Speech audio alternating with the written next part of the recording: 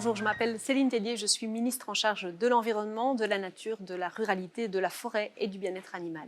Aujourd'hui, c'est une aberration totale, tant sur le plan économique que sur le plan environnemental ou social, qui aujourd'hui parcourt des milliers de kilomètres et dont la plus-value finalement économique est totalement perdue. Et donc, bien entendu, au niveau du gouvernement wallon et en tant que ministre en charge de la forêt, c'est un point qui me tient à cœur, de pouvoir ramener finalement cette plus-value chez nous, de pouvoir soutenir aussi nos scieries locales. Donc, on a commencé en termes de mesures de soutien sur le court terme, d'abord à mettre en place un groupe de travail pour développer toute une série de propositions. Parmi ces différentes propositions, il y a bien sûr l'activation de la possibilité de vendre en gré à gré. Ces ventes de gré à gré, elles sont déjà, et je l'ai demandé, obligatoires dans les forêts domaniales publiques qui appartiennent à la région wallonne. Et l'idée, bien sûr, c'est de faire en sorte que, notamment, les communes s'inscrivent aussi dans cette dynamique. Sur le plus long terme, nous travaillons à faire en sorte que ces bois feuillus, qui aujourd'hui sont encore plutôt sous-exploités, alors qu'ils représentent à peu près la moitié des essences qui peuplent nos forêts, puissent être valorisés chez nous.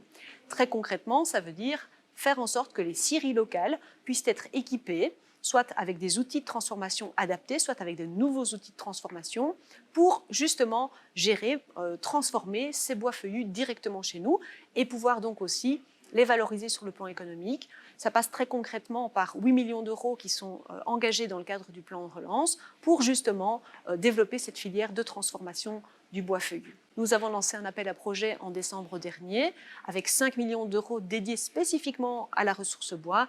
Et aujourd'hui, nous sommes en train de sélectionner les projets les plus innovants pour faire en sorte que cette ressource bois elle soit aussi valorisée au niveau de l'économie circulaire.